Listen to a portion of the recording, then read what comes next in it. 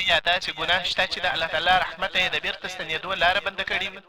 نه. که انسان په اخلاص توبه وباسي، خپل عمل اصلاح کړي او حق څرګند کړي، الله تعالی یې توبه خامخا قبلوي.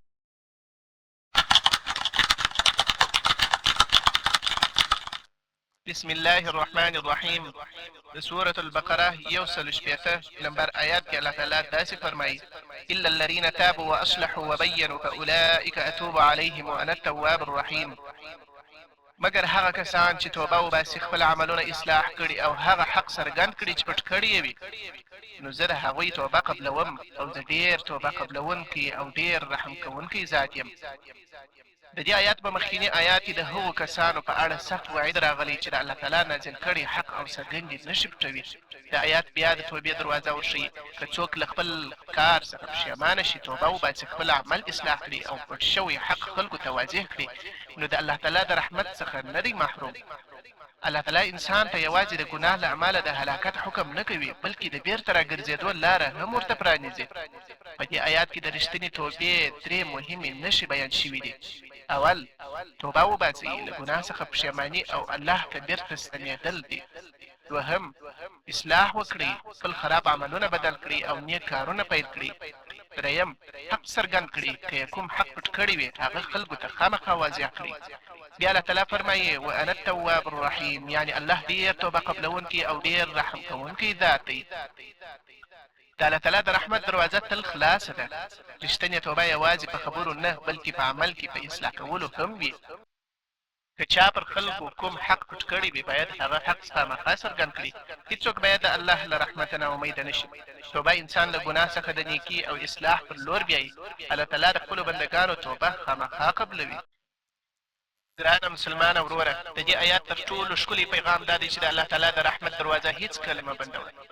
که هر څومره تېروتنې دې کړي وي، که هر څومره له الله تعالی څخه لرې شوی یې، بیا هم د بیرته ستنېدو لاره شته. کیدای شي ته داسې فکر کوې چې زما ګناه ډېره لویه ده، الله به مې ونه بخښي، خو د الله تعالی رحمت ستا له ګناه څخه ډېر لوی دی. شیطان غواړي چې ته ناامیده شې او توبه وځنډوې، خو مؤمن باید هر وخت الله ته بیرته ور وګرځي. رښتینې توبه یوازې دا نه ده چې په ژبه ووایو یا الله ما وبخښه، بلکې زړه باید له خپلې ګناه څخه پښیمانه شي. انسان باید له ګناه څخه لاس واخلي او د خپل ژوند د اصلاح هڅه وکړي. که لمونځ دې کمزوري شوی وي، لمونځ بیرته مضبوط کړه. که قرآن دې پرېږدي وي، قرآن بیرته خپل ملګری کړه. که د مور او پلار زړه دې خفه کړی وي، بښنه ترې وغواړه. که د چا حق دې خوړلی وي، حق یې ور وسپاره.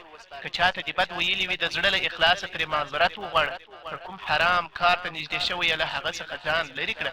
الله تعالی ستا د پرون په تېروتنو کې نه غواړي چې ته د تل لپاره پاتې شې. هغه غواړي چې نن بیرته د هغه لوري ته راوګرځې. نو خپل تېر ژوند ته مه ګوره او مه وایه زه نور د اصلاح وړ نه یم، بلکې داسې ووایه زما رب رحیم دی، زه به توبه وباسم او خپل ژوند به بدل کړم. یاد ولره د انسان ژوند ډېر لنډ دی. موږ نه پوهېږو چې زموږ وروستۍ شېبه به کله راورسېږي. نو توبه مه سبا کوه، مه یې راتلونکې ورځې ته پرېږده. که زړه دې نن د الله په لور میل شوی وي، همدا نن قدم واخله. او که ته د بل چا تېروتنه وینې، یوازې یې مه ملامتوه، د هغه لپاره دعا هم وکړه. کیدای شي هغه څوک چې نن ګنهګار دی، سبا د الله له غوره بندګانو څخه شي. د الله له رحمته مه ناامیده کېږه. الله تعالی توبه قبلونکی او ډېر رحم کوونکی ذات دی. الله تعالی دې زموږ پټې او ښکاره ګناهونه راوبخښي او زموږ زړونه دې راپاک کړي. زموږ اعمال دې اصلاح کړي، د خلکو حقوق دې راڅخه ادا کړي او موږ ته داسې رښتینې توبه یا الله را په نصیب کړي چې بیا ګناه ته ونه ګرځو. یا الله موږ کمزوري یو، ته قوي یې، موږ ګناهګاران یو، ته غفور او رحیم ذات یې. زموږ لاسونه تش دي، ستا د رحمت خزانه بې پایه ده. موږ مه ردوه، موږ وبخښه او خپل ځان ته مو نږدې کړه. امین یا رب العالمین.